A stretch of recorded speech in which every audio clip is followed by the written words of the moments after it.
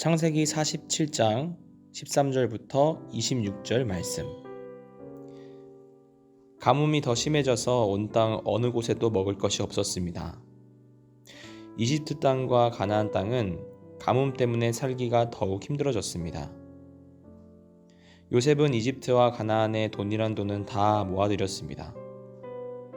사람들은 곡식을 사기 위해 요셉에게 돈을 치렀습니다. 요셉은 그 돈을 파라오의 왕궁으로 가지고 갔습니다. 그러자 얼마 지나지 않아 이집트와 가나안 땅의 사람들의 돈은 다 떨어지고 말았습니다. 그래서 그들은 요셉에게 나아가 먹을 것을 좀 주십시오.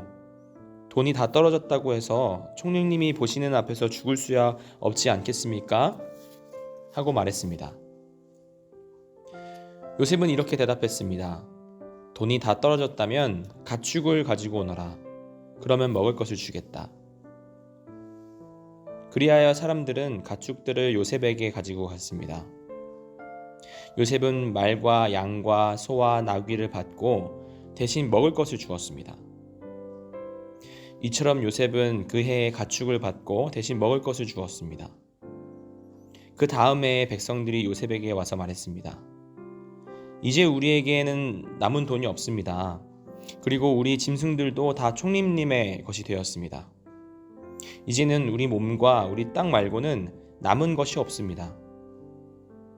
우리와 우리 땅이 총리님 보시는 앞에서 죽게 되어 버렸습니다. 우리 땅을 사시고 그 대신 먹을 것을 주십시오.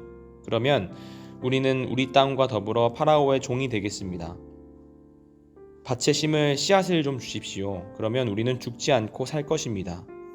그리고 땅도 못 쓸 땅이 되지 않을 것입니다. 그리하여 요셉은 이집트의 모든 땅을 사들여 파라오의 것으로 만들었습니다. 모든 이집트 사람이 요셉에게 자기 밭을 팔았습니다. 가뭄이 너무 심했기 때문입니다. 이제 모든 땅은 파라오의 것이 되었습니다. 요셉은 이집트의 이쪽 끝에서 저쪽 끝까지의 모든 백성들을 노예로 만들었습니다. 요셉이 사들이지 않은 땅은 제사장들의 땅뿐이었습니다. 제사장들은 파라오가 주는 것을 먹고 살았기 때문에 땅을 팔 필요가 없었습니다. 제사장들은 음식을 살 돈을 가지고 있었습니다. 요셉이 백성에게 말했습니다. 내가 너희와 너희 땅을 사들여서 왕에게 드렸다. 이제 내가 너희에게 씨앗을 줄 터이니 그것을 너희 밭에 심어라. 추수 때가 되면 너희가 거둔 것의 5분의 1을 파라오께 바쳐야 한다. 나머지 5분의 4는 너희가 가져도 좋다. 그것을 씨앗으로도 이용하고 너희와 너희 가족과 너희 자식들의 음식으로 삼도록 하여라. 백성들이 말했습니다. 총리님은 우리 목숨을 구해주셨습니다. 총리님의 뜻이라면 우리는 파라오의 노예가 되겠습니다. 그리하여 요셉은 이집트에 법을 세웠습니다. 그 법은 오늘날까지 내려오고 있습니다. 땅에서 나는 모든 것의 5분의 1은 파라오의 것입니다. 파라오의 것이 되지 않은 땅은 제사장들의 땅뿐이었습니다. 노예가 등장합니다. 노예라고 하면 어떤 것이 떠오르시나요? 채찍을 맞아서 열심히 일하는 노예가 혹시 떠오르시나요?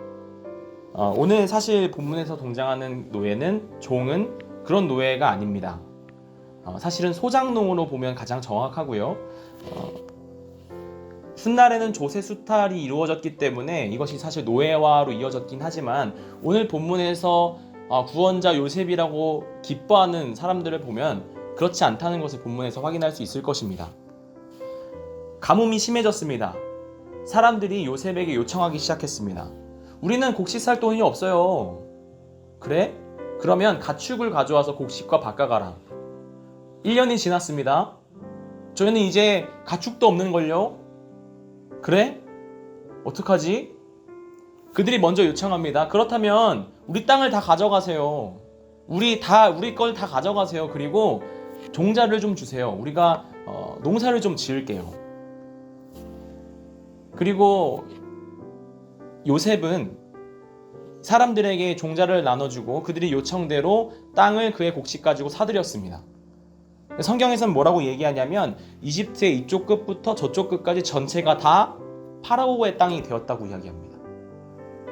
국토의 국유화가 이루어졌습니다.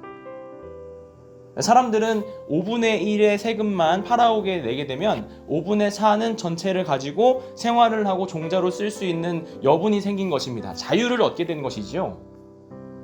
그렇습니다. 가뭄입니다.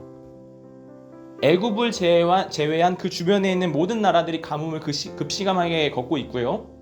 그 가뭄으로 인해서 나라가 큰 혼란에 빠졌습니다. 그런데 이 애굽은 어떻게 하고 있나요? 요셉이라고 한 총리 한 명 때문에 그의 가족들 뿐만 아니라 그의 나라에 있는 사람들 뿐만 아니라 그 나라 주변에 있는 사람들까지 먹여 살리고 있는 것을 볼 수 있습니다. 하나님의 사람이 한 명이라도 바로 섰을 때 그 사람을 통해서 복을 받게 됩니다. 제대로 된 하나님의 사람이 한 명 섰을 때요, 가정이 복음화 되기 시작합니다. 하나님의 사람이 제대로 서기 시작했을 때 가난 때문에 원조를 받아야 되는 나라가 원조를 해주는 나라로 변하기도 합니다. 하나님의 사람이 제대로 쓰면요, 그 나라의 정치, 경제, 문화 전체가 바뀌기 시작합니다. 하나님을 제대로 믿는 학자가 한 명 생기면요, 그 분야에 어마어마한 혁신이 일어나기 시작합니다. 여러분은 어떤 사람인가요? 여러분은 어떤 하나님의 사람으로 여러분들의 땅을 밟고 있나요? 오늘 본문은 사실은 7년 동안의 가뭄과 7년 동안의 풍년의 클라이막스라고 할 수 있습니다. 모든 사람들이 가뭄의 끝에 서 있습니다. 극심한 고난 속에 있습니다. 그렇지만 요셉이라고 하는 하나님의 사람 한 명 때문에 수만 명이 행복을 누리고 있습니다. 한 명이 바로 서면 주변에 있는 사람이 살맛이 나기 시작하는 것입니다. 여러분은 어떤 그리스도인이신가요? 여러분의 속한 자리에서 어떤 영향력을 주고 계신가요? 여러분 때문에 혹시 여러분 주변에 있는 사람들은 복을 받고 있습니까?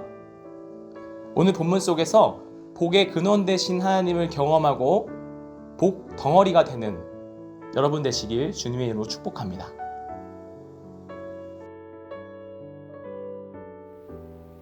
오늘 본문이 잘 이해되셨나요? 말씀을 천천히 다시 묵상해 보시고 질문에 대답해 보아요. 첫 번째, 본문에서 하나님은 어떤 분이신가요? 제목을 정하듯 한 문장으로 정리해 보세요. 두 번째, 느낀 점을 적어 봅시다. 본문에서 느낀 점을 자유롭게 적어주세요. 세 번째, 적용을 구체적으로 해봅시다. 다짐이 아니라 실천 가능한 삶의 적용을 구체적으로 적어보세요. 네 번째, 기도 제목을 적고 기도해요. 묵상을 통해 삶의 변화를 위한 기도 제목을 적어보세요. 오늘도 말씀과 함께 하루를 시작하고 마무리하는 말씀의 세대가 되어요. 예수로 차지 10미닛이었습니다. 감사합니다.